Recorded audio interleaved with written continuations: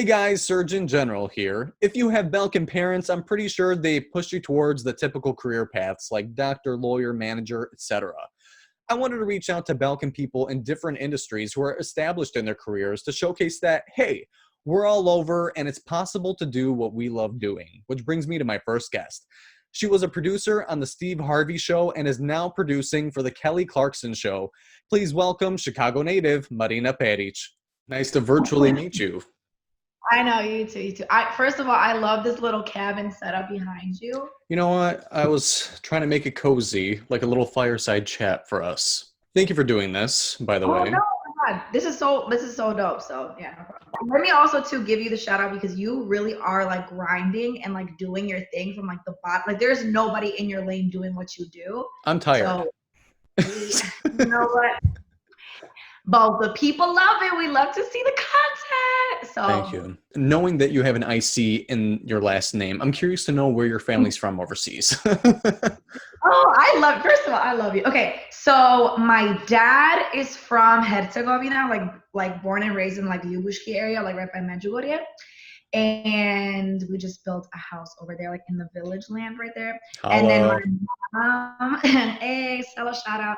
And then my mom is from Sin, like her family is all from Sin. So she's like the Dominica, and my dad's like Herzegovina, and that's why I am. Nice. If you were to ask me where that is on the map, I wouldn't be able to tell you. I don't even know where the I am on the map. It's right by Split. It's not that far, so it's like the coast of Croatia. But okay, so I'm gotcha. Croatian. Yes. Yeah. Now, in high school, did you already know what you wanted to be when you grew up, or was it kind of like you were just living large, being like a young adult during that time? I'll think about that later.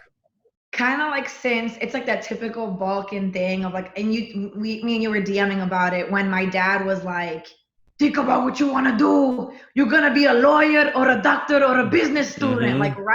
I had like 3 options, but I always kind of knew I always have been like obsessed with animals. Like I have like a dog. So I was always like, I'll just be a vet. Cause that's a cool doctor for dogs. There's no money there. So, I know. And you have to learn like all the different types of like animals, not just like a human body for a doctor. So first I wanted to do that. And then, yeah, like my whole high school career, I was like, I'm going to be a vet. I'm going to go to U of I in Champaign because they have a great vet program and blah, blah, blah. And great parties. Yeah, which is why exactly my dad's like, you're not going to be an American. You're not, what do you call it? Dorming. So yes. I wasn't allowed to dorm. Me neither. If I can transport myself there via car or train, I wasn't allowed to dorm because we don't believe in that shit. If other people slept there, I ain't going to sleep there. Right. No, if we need to get a roommate, no thank you. My mom and my dad. No, we don't do that. Like we're so European that like if I were to dorm, I would get my own apartment. Like that's how bad it gets. Yeah, we ain't doing that. So that's why I had to go. I went to Loyola, both the Rogers Park and the downtown campus. And so yeah, basically that was it. But yeah, so I kind of knew, but I kind of didn't, but I changed my mind right away. So then when I got to college, I was like, let me just major in business because to make the parents happy. Got it. Yeah. And I've always like finessed talking. Like that's always been like my like strong suit is like I can just talk to anybody and anything. So I did business and I started realizing it was all like accounting and just like weird like math stuff that it just didn't like speak to my spirit. Mm-hmm. So mid-year I finished my sophomore year and I went to my counselor and I was like, I'm just changing the school of communication. Like, I don't know what that means. And I kind of brought it up to my dad and my dad's like, you know how to communicate for free. You know that. And so he's like, why do you need a diploma for that? And he didn't get it. Mm-hmm. So I told my dad like, yeah, it's just an idea that I have. But so I ended up like majoring in like advertising and public relations just because I didn't even know. And my dad realized my major when I walked across the stage and got my diploma. Like after school was paid for. He's not on the business side. What the hell was I paying for? Yeah. And he was like, what the hell? I thought you were business. And I was like, oh, about that. Gotta go. And like I showed like my cap and gown, like, gotta go. So but then after I left, I didn't even like think of it even after, like, you know, like for foreign parents, like you don't even see TV as like a real option. Job. I never did. Yeah, I never ever did. So in college, did you have like an aha moment that like I wanted to be in TV? Was there any moment that kind of did that for you? I remember I had this college assignment And my teacher was like, you have to write a paper and like interview someone like that has like a job like in your field that you want. And so a lot of the kids, they're just like, all right, this is due, so let me call my aunt who's a nurse and just pretend I want to be a nurse and like pretend I don't know my Yeah, aunt. just to get the credit and get it done with, right? Exactly, just to get the grade. But I was really like, you know what? Something in me, I don't know why. I was like, let me really take my time. Where do I want to work at? And so I just started calling, and that's kind of like how my B96 thing came to be. So I called, just randomly cold called the studio, and I was like, hey, I'm in college, whatever. And they passed me to this lady, and I just ended up getting the internship just because of that. But I cold called. I had no connects, no plugs, like no nothing, and I got it. And now it's kind of like my first jump into things. And then I went from there to interning for Windy City Live. It's really hard to get your foot in the door, but once that was kind of done randomly, I'm like, I kind of did the hard part, and this comes easy to me, so let me just ride with it. After the internships and Windy City Live, how did Steve Harvey come into play? At Loyola, speaking of like mandatory things, there was like a seminar that was going on, and I was always like, because I commuted, I kind of would like kill time too at those like seminars and be like, I want to beat rush hour, let me just go to this event, get a free sandwich, get some Potbellies, and drive home. Grab a bag of chips and go, right? I went to this event, and it was like different people from all different like media things. So it was like a lady from like AM news radio station. I honestly don't even know. All I remember was one guy was working for the Steve Harvey Show.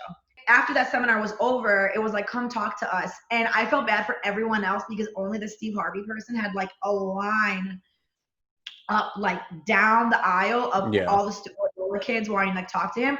And I remember being like the last one, and I was like, hey, I kind of have experience, I kind of don't, I'm not really majoring in TV, but it would be kind of cool to work for the show and blah blah blah. So I gave my information along. So I just like, you know, I shot my shot, and they called me like months later. I didn't even like really like not believe it, but it was kind of just like, I kind of like forgot about it too. And they were like, oh, like we're about to start our season 4. Do you want to come and be on the show? I feel like that was the first, like when I did like my radio stuff and like Windy City Live, my dad didn't get it. And he still to this day doesn't get what I do. Like I try to explain stuff. He's like, yeah, he's like, oh, not producir on esto, no. Like he's always just like, he doesn't know. Yeah, like, you know, like they don't know, they don't get it. But he like knew him. And so that was kind of the moment where it kind of like all paid off. And I was like, see, I can't make it. So I kind of went in for like a couple of interviews for like different things. Like first they wanted me to like write script, like help with writing. And then they wanted me to do all these different things. And then I ended up just joining like a producing team. And I have been like, yeah, with the OG like team ever since. Yeah. So do you feel the things that you did in your internships at Windy City Live and in radio helped you to what you ended up doing for Steve Harvey? No matter how many, some of it is like, no matter how many courses you take, like you can't really learn it. Mm-hmm. So part of me though is like, yeah, like the actual, like, do I understand what a lower third is? And like a lot of stuff that I did would like help me in like doing like time like the technical and, stuff. Right. Printing blue cards, like stuff like that for like the host to hold in their hand, like when they're on stage, like that stuff. Yeah.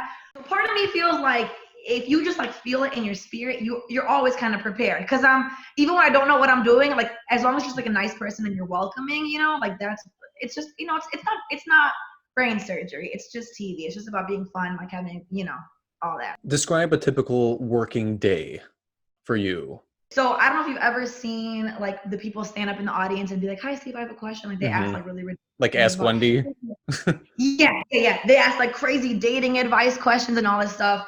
So basically I found all those people, me and this other girl, and like we basically like babysat that whole segment. That was like my little brainchild. Yeah. So a normal day for like show days, my guests will come. I have to put them through like the NBC security because security is so crazy. I have to like get their information in. Yeah. And then basically before the show would start for Steve, I would have like all my questions typed out of like the actual questions that he would have for that people, and they would all be 1,000% real. People would always ask me, are those real questions? And I'm like, yeah. It would take me forever to get them because everyone would always ask the same thing. So I'm like, we did that. Do people usually reach out to you guys to be on the show, or is it kind of like you scout people depending on what the topic is? It's a mix. So how I basically, because I kind of am like split between like doing like celebrity stuff, but also doing like the human interest, basically like normal people stuff. Right. Sometimes I'm very creepy and I love to go to the clubs, and I'm very like, not a predator, but I like always people have are like on my your card. radar. Yeah, and I'll have like my phone on deck, and if I see like I'm always people watching wherever I'm at, whether it's Mariano's or at the club at night, and I'm always watching everyone. So if I just see someone that's like super lively, I will just walk up to them and be like, "Hi, so sorry, I've been watching you from the corner like a weird guy." Like I like feel like a guy sometimes, but I'm like, sorry, I'm only stalking you, but would you like to be on Steve Harvey? exactly. I'm like, would you like to be on the show? You have such great energy, blah, blah, blah. We're always looking for fun people. I can help you. Don't be scared. Because people are always like, I don't know. Like, what do you want to know? Like, and they always expect it to be some like crazy Maury, Jerry Springer type stuff. And I'm like, no. It's going to be all done with like a good heart. So sometimes it's that. Sometimes it's people that write in. But usually everyone that writes in is like kind of like wanting something else. Yeah. Or they'll be there to be like oh, 15 minutes of fame. Yeah, and I'm like, eek. And then a lot of people that I also found were just, my greatest resource was I would go to we always have like 150 plus people that would come to the audience.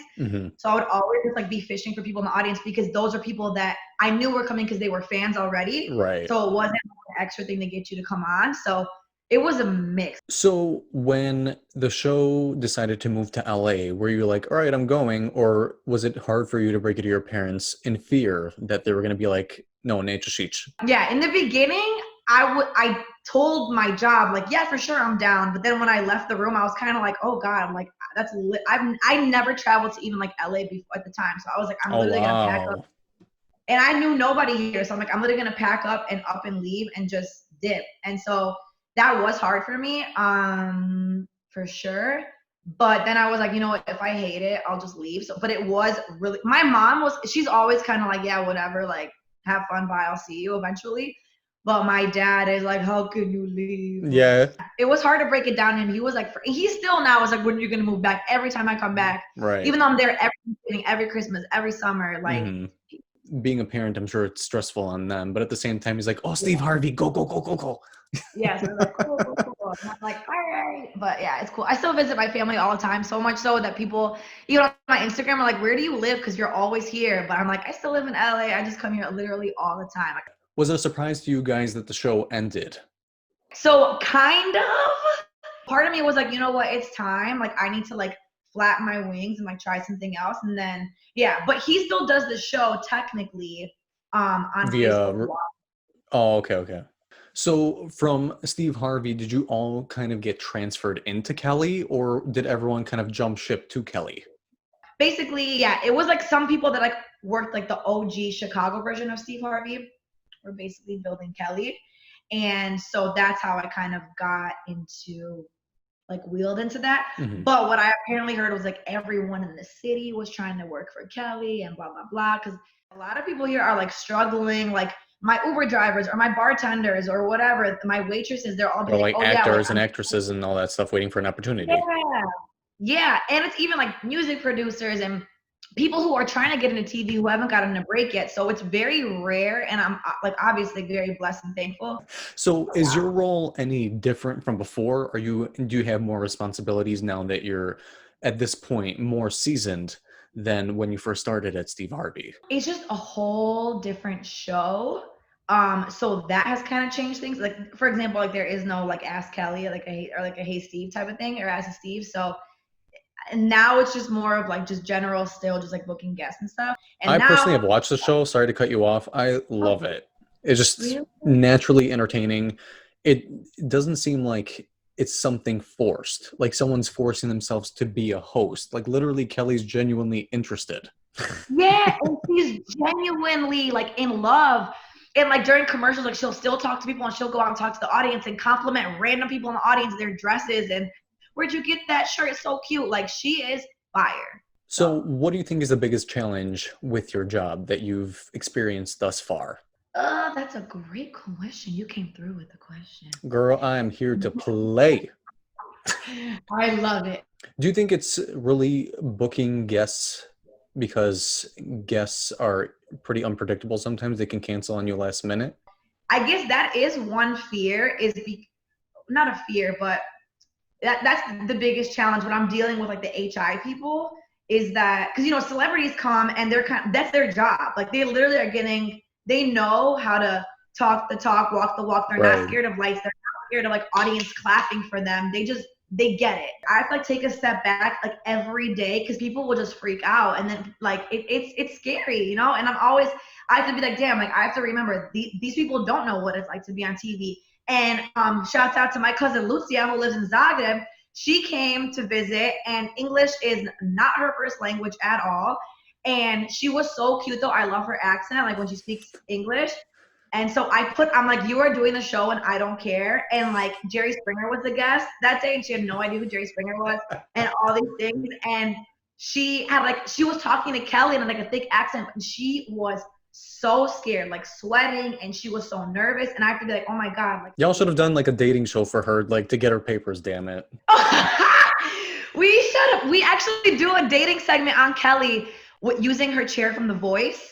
And she has to blindly listen to the bachelors behind her, and they are fine guys all the time. We don't book nobody ugly, honey. Yeah. And in the back, it's guys. Part of it is questions, but part of it is singing, and it's kind of like Eurostar, Eurovision. Yeah, Eurovision. Eurostar. That's a fucking train.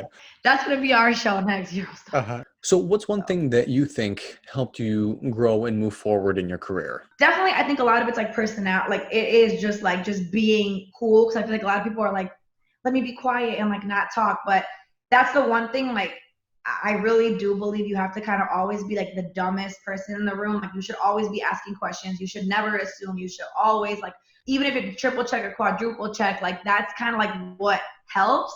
People, I feel like sometimes, you know, in jobs, like you just kiss ass to like the executives above you. Right. When in reality, in 5 years, there's going to be another really cool show. And maybe the person that was below you is going to actually be running that show on another network, and you're going to want to work for them. So it's also like just like I've always treated the CEO the same as the janitor.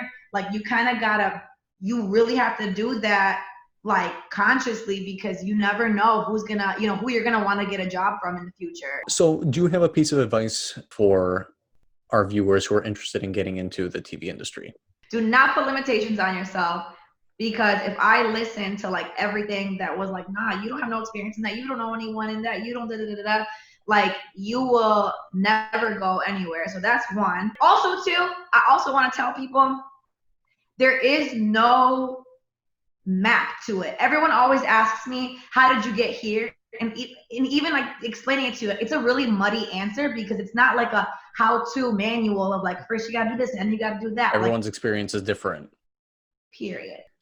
Seriously, we're scratching each other's back to help each other. And that's primarily why I'm doing this, where it's like, not only am I genuinely interested in people's stories, but it's like, some people want to know how people like rose up in the ranks, you know what I'm saying, to kind of learn for themselves and kind of seek mentorship through things like this. Whoever literally is watching this, and like if you guys have questions or like you want to talk to me or like whatever, like please feel free to reach out, because I wish I had somebody like to come talk to, even like it's like in the community or not, like just any, like feel free to hit me up. I want to thank you so much for doing this. Honestly, if I didn't do this YouTube thing, I don't think we'd ever connect. No, probably thanks to Instagram, because I was always like, oh, he's so nice, and like, yeah, you're like literally, I like support you for forever. So thank you. Thank you so much. Enjoy your fireplace behind you.